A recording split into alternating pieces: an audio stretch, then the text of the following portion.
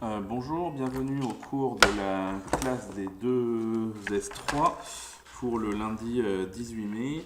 On attaque un nouveau chapitre qui est donc le chapitre numéro 16, intervalle de fluctuation et estimation, dont vous avez la leçon qui est dans Pronote et qui est imprimée qui était imprimée pour aujourd'hui. Ce chapitre, en fait, est une suite du chapitre sur la loi normale, qui s'appuie largement dessus, et notamment sur le théorème de Moivre-Laplace. Il est une tentative dans le programme de terminale de donner du sens à ces notions, et notamment de répondre à la fameuse question à quoi ça sert, puisque justement ce genre de pratiques qu'on fait dans ce chapitre-là ont des applications très concrètes en médecine, en astronomie, en météorologie, et relativement faciles à comprendre.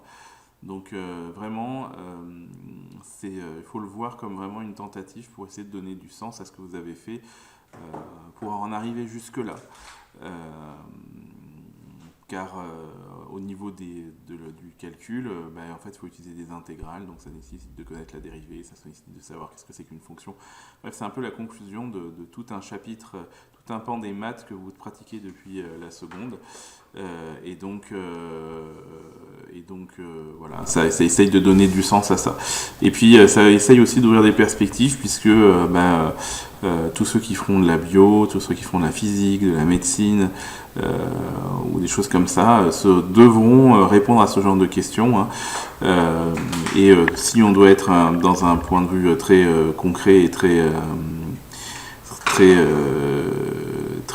actuel, toute la problématique, par exemple, des tests pour le Covid-19 s'appuie justement sur ce genre de cas. Savoir est-ce qu'un test est fiable, comment est-ce qu'on peut savoir si un test est fiable, qu'est-ce qu'on doit faire ou envisager pour savoir si un test est fiable, etc. Et une fois qu'on a fait une étude, est-ce que cette étude est bien faite, est-ce qu'elle est correcte, et toujours avec un aspect de rationalité par rapport au coût que ça peut représenter, puisque l'idée étant d'avoir un minimum de gens pour que ça soit suffisamment précis. Voilà, bon, bref, sur ce grand blabla terminé, on va passer à essayer de comprendre les différentes choses qu'on veut vous apprendre dans ce chapitre des statistiques. Donc il y a deux domaines. Donc le premier domaine, c'est le domaine de ce qu'on appelle l'échantillonnage et de la prise de décision. Alors d'abord, on va parler de l'intervalle de fluctuation, qui est donc ce qui concerne la première partie. Donc ici, si on prend un exemple, si on prend une urne qui contient un très grand nombre de boules blanches et de boules noires, et qu'on sait la proportion P de boules blanches, par exemple, donc ça veut dire qu'on connaît la réalité de ce qui se passe, ce qui est la plupart du temps pas le cas, mais dans le cas où on la connaîtrait, on tire avec remise n boules, c'est-à-dire on a un échantillon et on observe la fréquence d'apparition des boules blanches. Et bien cette fréquence observée va forcément appartenir à un intervalle qui s'appelle l'intervalle de fluctuation de centre P. Donc cet intervalle de fluctuation, c'est, vous savez que quand on effectue un tirage aléatoire, et bien comme on n'a pas un nombre de tirages infini, et bien on sait que la fréquence que l'on va obtenir va être un petit peu différente de la probabilité théorique qu'on devrait avoir si on faisait un tirage infini. On peut donc évaluer dans un intervalle de fluctuation à quel endroit à peu près doit appartenir cette fréquence. Voilà. Et puis il y a une deuxième façon de voir cette même chose, c'est que si on imagine, donc là on est dans le deuxièmement, ici là, si on imagine qu'on ne connaît pas la proportion P, mais qu'on est capable de faire une hypothèse sur ces valeurs, on imagine que c'est à peu près ça, ou à peu près combien. Donc là, on va parler de prise de décision. Par exemple, voilà, si on imagine qu'un dé est bien équilibré, c'est-à-dire qu'il y a une probabilité d'une chance sur 6 d'arriver sur chaque face, on peut faire donc une hypothèse que l'apparition de chaque face est égale à 1/6. Et l'idée, c'est de tester cette hypothèse. Et donc, tester cette hypothèse, qu'est-ce que ça veut dire quoi? Ça veut dire lancer le dé un certain nombre de fois. Alors, toute la question, ça va être combien de fois. Et une fois qu'on sait qu'on l'a lancé suffisamment, alors ça c'est pareil, il faudra répondre à cette question, hein, alors on peut accepter ou rejeter l'hypothèse de départ, c'est-à-dire en fonction des fréquences qu'on observera. Hein. Je rappelle qu'une fréquence c'est ce qu'on observe, alors qu'une probabilité c'est quelque chose de théorique. Une fois qu'on observe une fréquence, eh bien si cette fréquence est issue d'un échantillon suffisamment grand, eh bien on va pouvoir dire que l'hypothèse qu'on avait faite sur la probabilité du dé par exemple, eh bien elle est juste ou elle est fausse. Voilà. Enfin, dernier pan, ça va être l'estimation. Donc l'estimation, ici on va partir d'un phénomène qu'on observe, mais dont on ne connaît pas la proportion P, et on va tirer, et donc on aimerait la connaître, hein, mais on ne la connaît pas, et on va donc, l'idée ça va être d'essayer de l'estimer, cette proportion P à l'aide d'une fréquence. C'est-à-dire on va effectuer un tirage avec un certain nombre d'occurrences, et donc on va du coup pouvoir avoir une fréquence d'apparition de quelque chose, et du coup grâce à cette fréquence on va essayer d'estimer la proportion. Alors on ne pourra pas l'estimer avec une valeur pile exacte, mais on pourra avoir ce qu'on appelle un intervalle de confiance, c'est-à-dire un intervalle dans lequel on sait que la proportion va se balader à quasiment 100% de chance. Alors c'est pas quand je dis quasiment, le quasiment ici c'est justement l'objectif de l'élève de terminale, c'est de savoir quel est ce quasiment. Voilà. Donc voilà. Donc ça c'est l'introduction, et il faudra dans tout le chapitre, sauf mention contraire, qu'à un moment donné dans les exercices vous vérifiez que l'hypothèse que les conditions de l'utilisation de moi voir la place soit vérifiée, puisque l'ensemble du chapitre va utiliser ce chapitre comme base théorique, même si on n'utilisera pas, on ne fera pas le même changement de variable exactement, puisqu'on aura des formules toutes faites, mais toutes ces formules en fait dépendent du théorème de Moivre-Laplace, et donc il faudra vérifier que les conditions d'utilisation du théorème de Moivre-Laplace sont vérifiées avant de commencer à utiliser les formules que vous allez trouver dans ce cours. Donc on va commencer par un énorme mot, c'est donc l'échantillonnage, avec notamment l'intervalle de fluctuation asymptotique. Donc ici, vous vous mettez bien dans la situation, c'est-à-dire qu'on observe quelque chose, un phénomène, un caractère, et on suppose que la proportion P de la répartition de ce caractère est parfaitement connue. Donc voilà un exemple, on dispose d'une urne qui contient un grand nombre de boules blanches et de noires, et on sait que la proportion de boules blanches contenues dans l'urne est de 0,3. Et l'idée c'est qu'on va tirer successivement avec remise n boules, donc ici 50, et la variable aléatoire grand X, indice 50, qui va dénombrer le nombre de boules blanches tirées. Alors vous savez que x50 va suivre une loi binomiale, puisqu'on est face à un tirage avec remise, et qu'il y a deux possibilités, avoir une boule blanche ou ne pas en avoir. Donc on est vraiment face à une expérience de Bernoulli répétée 50 fois, avec une probabilité de succès de 0,3, donc c'est vraiment une loi binomiale. Et du coup, l'idée c'est de prouver que la fréquence qu'on va observer, eh bien, elle va pouvoir apparaître, elle va pouvoir être égale, elle va être à l'intérieur d'un intervalle de confiance avec une certaine probabilité, c'est-à-dire que, en l'occurrence ici, on va essayer de démontrer que la fréquence d'apparition des boules blanches, elle va être comprise entre 0,173 et 0,427 avec une probabilité de 0,95, c'est-à-dire avec 95 chances sur 100. Et on appellera ça l'intervalle de fluctuation asymptotique au seuil 0,95, ou la plupart du temps on dit à 95%.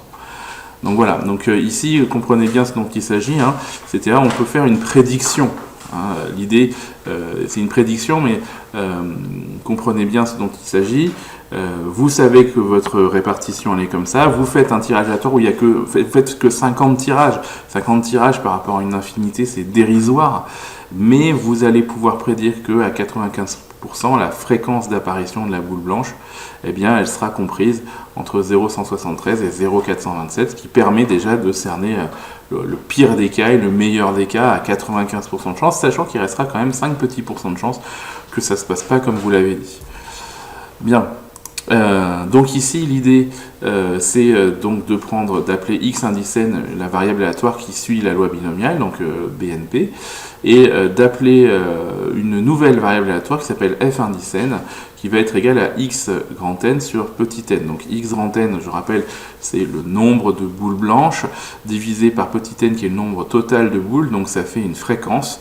C'est pour ça que f indicène, ça s'appelle la variable aléatoire fréquence de succès. Donc c'est la fréquence du succès, elle est comprise entre 0 et 1, et bien sûr elle a un schéma de Bernoulli de paramètres n et p elle aussi. Donc du coup, on va avoir une propriété qu'on va pouvoir énoncer. Alors c'est une grosse formule qu'on apprend par cœur.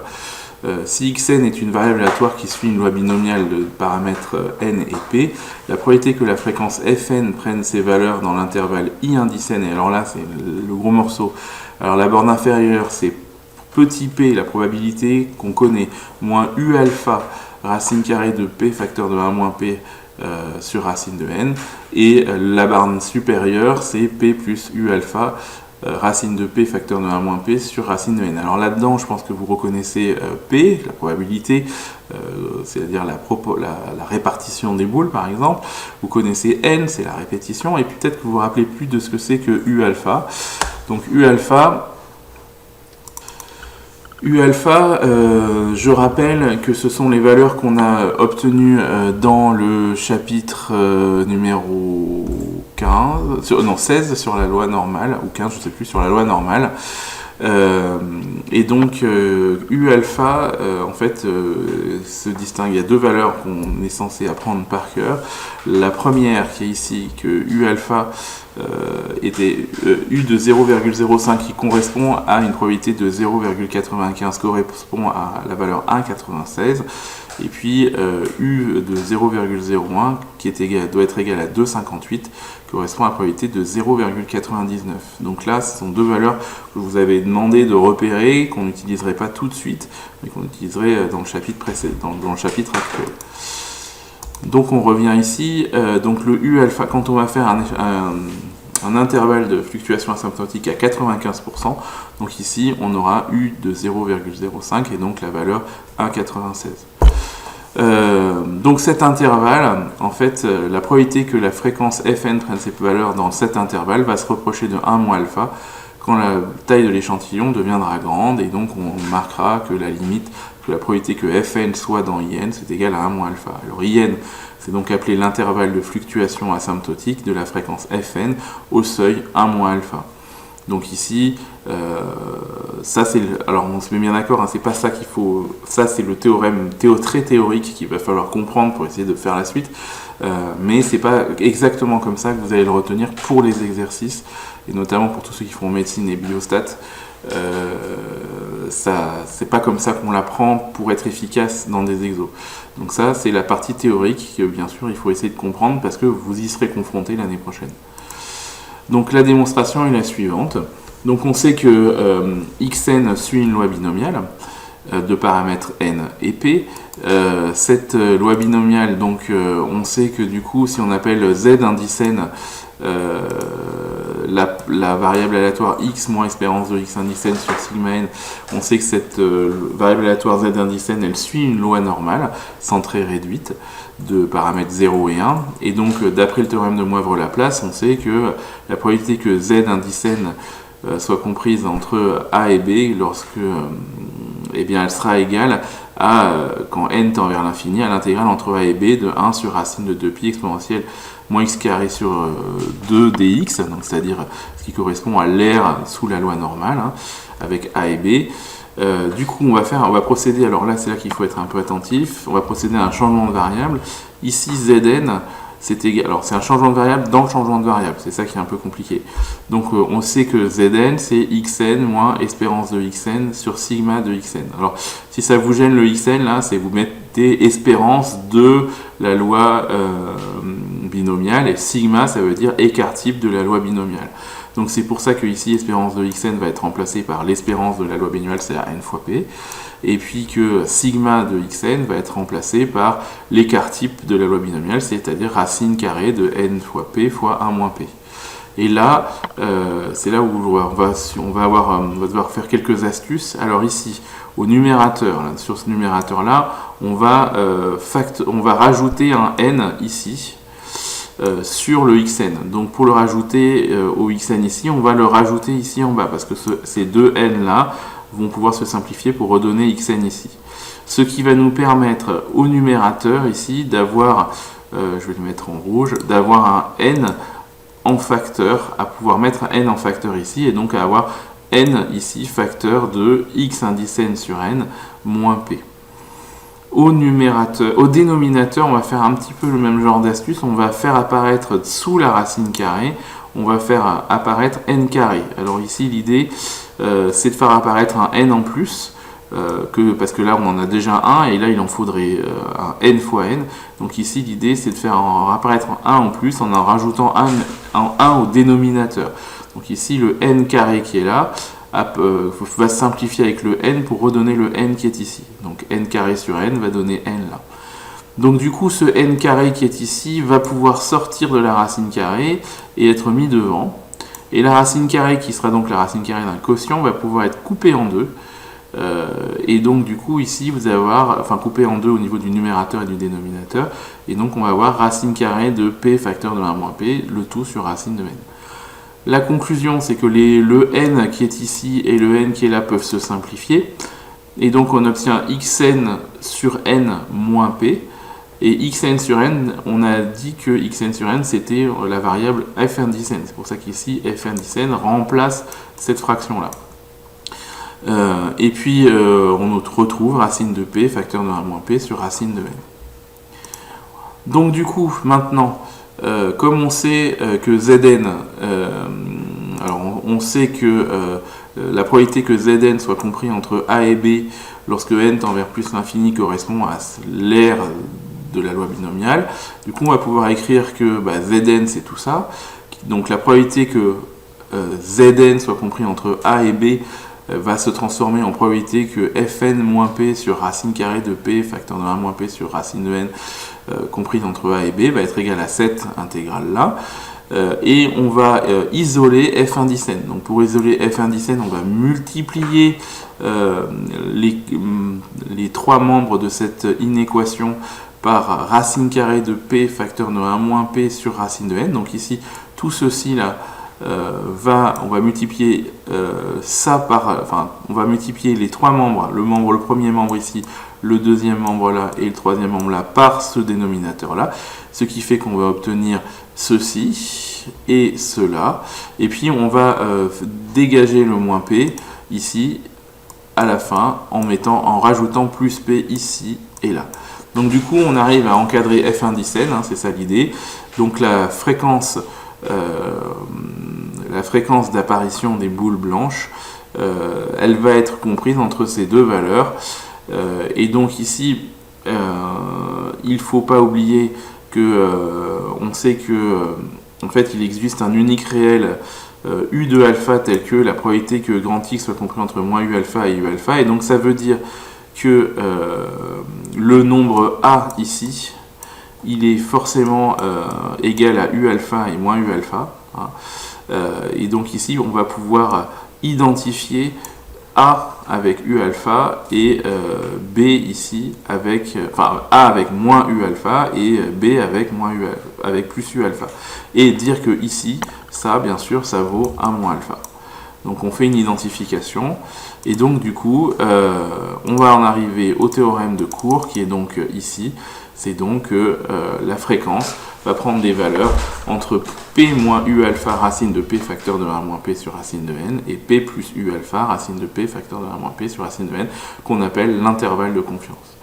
Donc là, ceci est à apprendre, et il faut bien surtout repérer que u alpha va être égal à 1,96 si on fait un intervalle de confiance à 95%, et sera égal à 2,58 si on fait un intervalle de confiance à 0,99%, ce qui est très rare. Si on fait plutôt toujours à 95%. Bien. Donc, voici comment ça peut se passer dans un exercice. Donc, c'est un exercice qui est corrigé par Yvan Monca. Donc, je vous propose d'aller voir la vidéo si jamais c'est pas clair ce que je vais faire là. Et donc, ici, on dispose d'une urne qui contient un grand nombre de boules blanches et noires. Et on connaît la proportion de boules blanches, on sait que c'est 0,3 et on tire successivement avec remise n égale 50 boules. Donc en effectuant 50 tirages dans cette urne, on va prouver dans ce chapitre que la fréquence d'apparition est comprise dans l'intervalle 0,173 et 0,427. Alors du coup, qu'est-ce qu'il faut faire? C'est donc appliquer le cours et dire que pour 50 tirages, donc on reprend la formule du départ ici. Cette formule, je vais l'écrire. Je vais l'apurer un peu. Hop, on va virer ça. On va virer ça. Hop. Donc l'intervalle de confiance, on le récupère dans le cours. Et on va l'utiliser directement. Donc ici, je le mets là pour que vous le voyez bien. Alors, qu'est-ce que c'est que I50? Eh bien, I50 dans le cas de notre exercice va être égal à P. Donc P, c'est 0,3. Moins U alpha. Donc ici, on sait que on cherche un intervalle de confiance avec une probabilité de 0,95%. Donc ça correspond, le alpha, c'est-à-dire U0,05 correspond à 1 moins 0,95. Donc ici, on va écrire U0,05 racine carrée de P, donc c'est-à-dire 0,3, facteur de 1 moins P, c'est-à-dire 1 moins 0,7, le tout sur racine de n ici, c'est-à-dire racine carrée de 50. Et puis ça c'est la borne gauche. La borne droite c'est donc 0,3 plus U alpha, donc U de 0,05, en rappelant bien que le 0,05 ça correspond à un intervalle de confiance à 95%, avec une probabilité de 95%, fois racine carrée de 0,3 facteur de 1 moins 0,7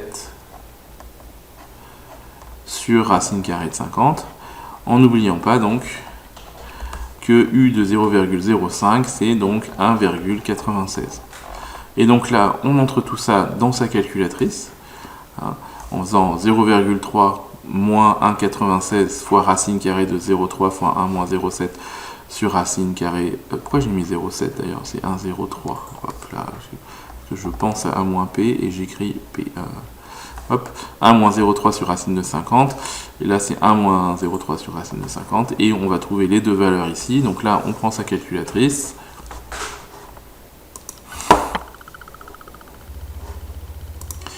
Et donc, menu, calcul. Et donc, on va taper 0,3 moins 1,96 fois racine carrée de... C'est où les racines sur celle-là? Racine de 0,3. Alors là, je vais mettre une parenthèse parce que sinon, ça ne va pas le faire. Fois, parenthèse ici, 1 moins 0,3. Alors on peut calculer directement, c'est l'événement contraire. Le tout divisé par racine de n, c'est-à-dire racine de 50.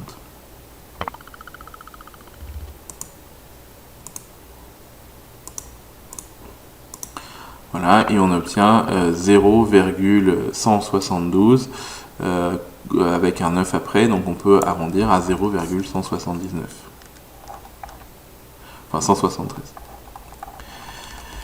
Pour le côté droit, je vais le faire avec une autre calculatrice.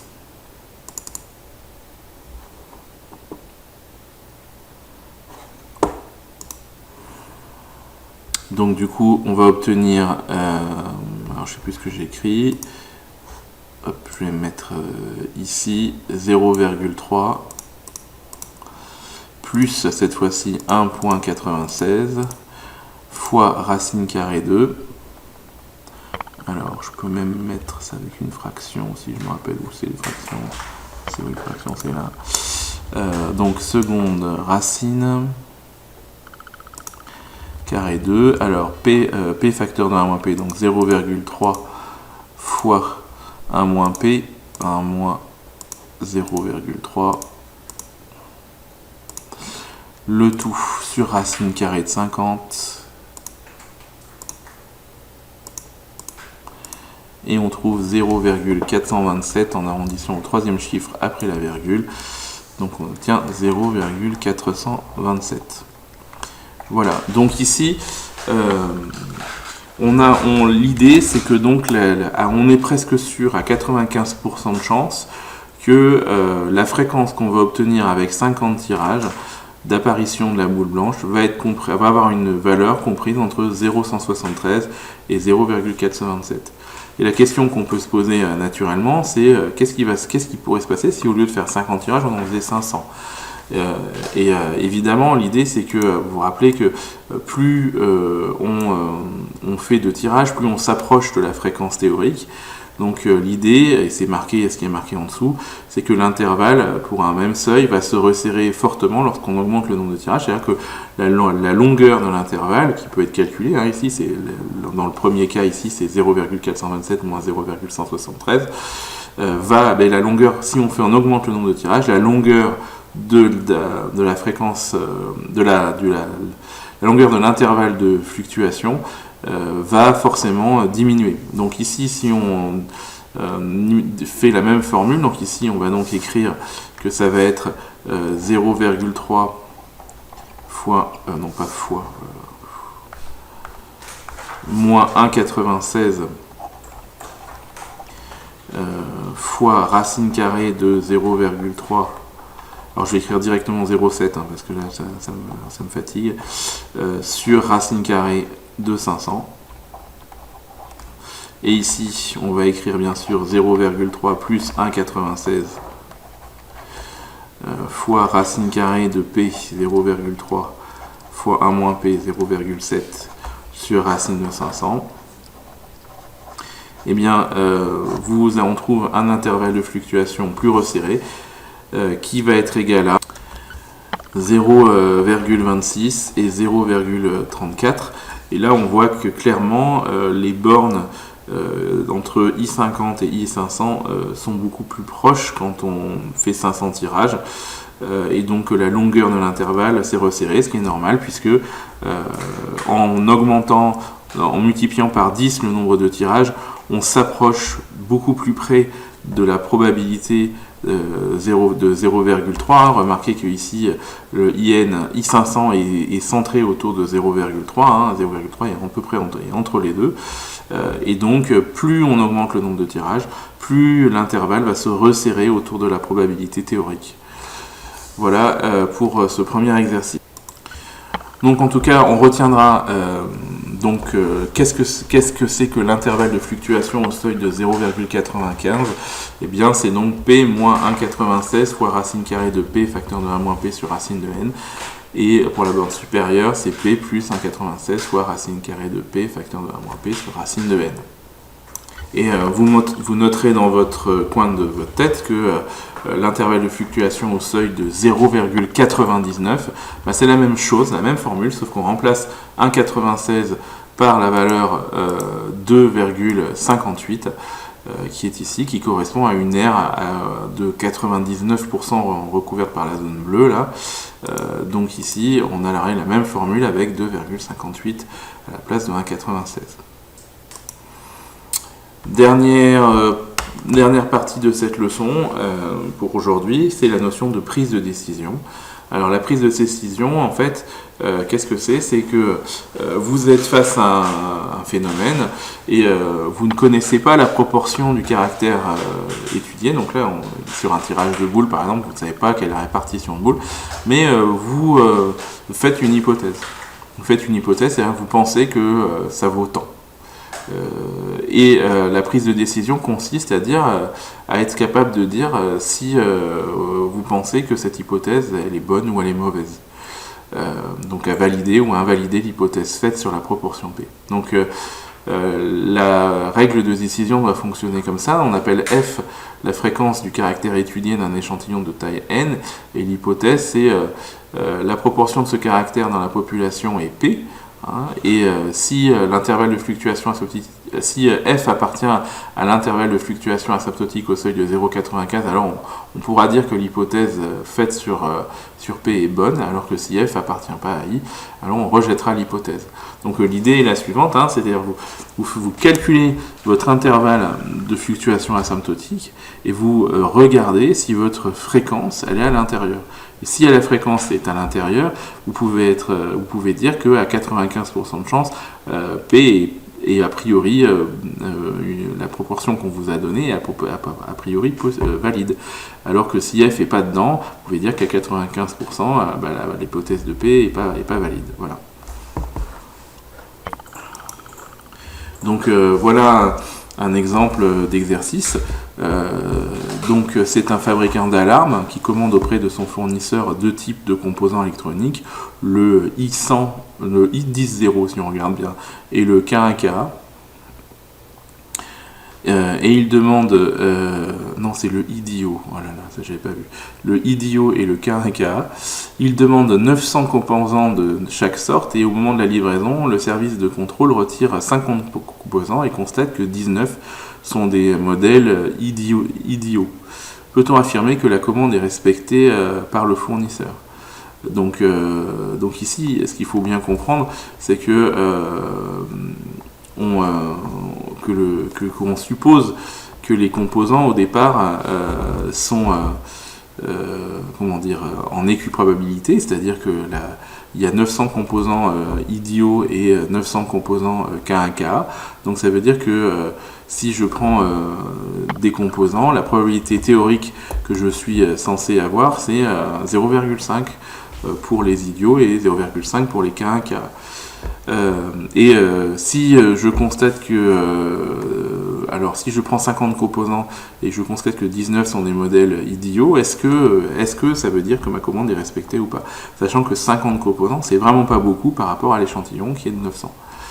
Donc alors le fabricant a commandé autant de composants de chaque sorte, donc on peut donc supposer que la proportion de composants IDIO est égale à 0,5, c'est ça que ça dit, puisqu'il y en a autant de là. Donc la taille de l'échantillon c'est n égale 50, et puis la fréquence observée, c'est donc on a observé 19 sur 50, ce qui fait une fréquence de 0,38.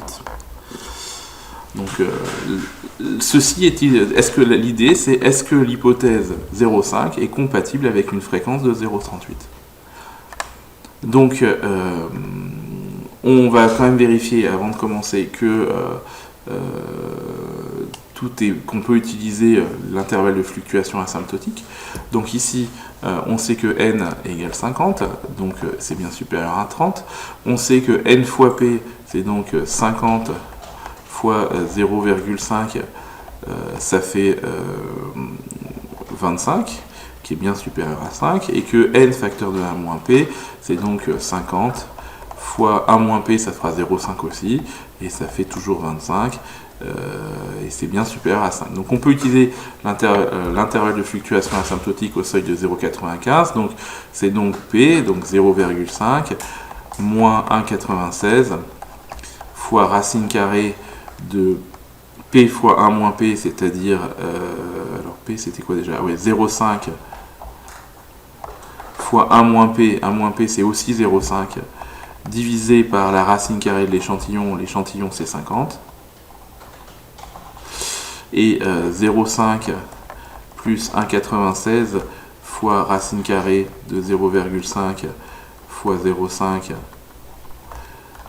le tout sur racine de 50, ça va être ça notre intervalle de fluctuation. Donc du coup, avec une calculatrice, on peut trouver les valeurs. Donc avec la calculatrice, on trouve 0,361 et 0,639. Et donc ici, l'idée c'est qu'on a observé une fréquence de 0,38 qui correspond à 0,380 avec 3 chiffres après la virgule. Et donc est-ce que ça appartient à IN? Eh bien oui, ça appartient à IN. Donc ici, ça appartient à I indice 50. Et donc, du coup, on peut donc dire que l'hypothèse qui a été faite que P égale à 0,5 est valide. Et si elle est valide, ça veut dire que normalement, la livraison qu'on a eue est plutôt bonne. C'est-à-dire que c'est à peu près ça, c'est ok, a priori, on ne peut pas contredire le fait que la livraison, avec ce petit échantillon de 50 composants, ne peut pas contredire l'hypothèse que la probabilité que le stock soit bien réparti 0,5 pour chaque composant soit fausse. Pour demain, vous essayerez donc de me faire maintenant l'exercice numéro 1 de la page 443. Donc c'est un sondage qui se fait auprès de 900 consommateurs d'une grande marque qui montre que 774 consommateurs sont satisfaits et par ailleurs une publicité affirme que 90% des consommateurs de M en sont satisfaits aussi. On a fait l'hypothèse que la proportion de consommateurs satisfaits de la marque est donc P égale 0,9, c'est-à-dire c'est ce que affirme la publicité. Et on démontre, vous allez d'abord démontrer que les trois conditions d'approximation sont vérifiées. Donc, vous cherchez vous-même. Vous allez calculer l'intervalle de fluctuation à 95% de la fréquence de consommation satisfait. Et vous allez me dire si au seuil de risque de 5%, c'est-à-dire alors le seuil de risque de 5% fait référence avec 95% d'intervalle de confiance à 95%. C'est la même chose. Soit on dit il y a un risque de 5%, soit on dit qu'on a confiance à 95%. Donc ça veut dire c'est l'événement contraire. Pouvez-vous affirmer qu'au seuil de risque de 5%, les résultats du sondage sont en accord avec l'annonce publicitaire? Donc là, à vous d'y réfléchir. Vous me ferez aussi l'exercice numéro 2, page 443, qui est sur le même principe. En acier ou en aluminium, une canette est recyclable. Et en France, on sait que 60% des canettes ont été recyclées en 2009.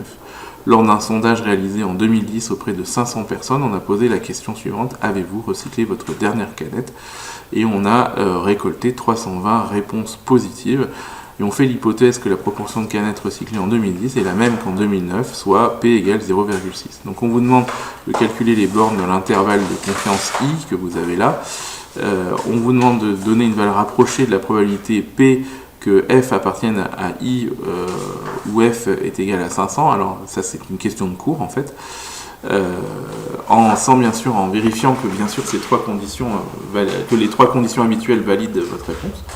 Et puis à partir de ça, vous me demanderez si on peut affirmer qu'au risque de 5%, la fréquence observée de canettes recyclées correspond à la proportion de P.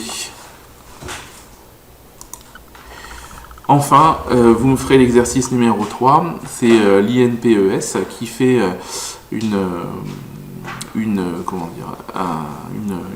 étude sur la proportion de fumeurs quotidiens de tabac en France en 2010. Et notamment chez les 15-19 ans, ça vous concerne, 26% des garçons et 20% des filles sont des fumeurs quotidiens. Sur un échantillon de 1000 Lillois de cette tranche d'âge, dont 450 sont des filles, on a dénombré, c'est donc une fréquence qui se cache là-dessous, 178 fumeurs quotidiens chez les garçons et 98 fumeurs chez les filles. On fait l'hypothèse que dans la ville de Lille, la proportion de fumeurs quotidiens chez les 15-19 ans est de 26% pour les garçons, donc c'est une hypothèse de probabilité, et de 20% pour les filles. Donc comme c'est une hypothèse de probabilité, on cherche à faire donc une prise de décision. On vous demande de répondre aux questions suivantes pour les garçons et ensuite pour les filles, donc c'est 2 fois le même exercice. De vérifier premièrement que les 3 conditions d'application de la règle de prise de décision sont valides. Donc là, c'est facile. Deuxièmement, de déterminer pour un tel sondage l'intervalle de confiance, de fluctuation, I à 95% de la fréquence des fumeurs quotidiens chez les 15-19 ans, donc pour les garçons d'une part et ensuite pour les filles d'autre part. Et après, on vous pose la question que est-ce que vous pouvez considérer au seuil de risque de 5%, c'est-à-dire avec une confiance de 95%, que la fréquence observée des jeunes fumeurs quotidiens lillois dans cet échantillon est en accord avec la proportion de jeunes fumeurs quotidiens de la population française. Est-ce que à Lille, ça se passe comme comme partout en France. Donc voilà, vous ferez cet exercice numéro 3 et je vous souhaite une bonne journée, et travaillez bien et à demain.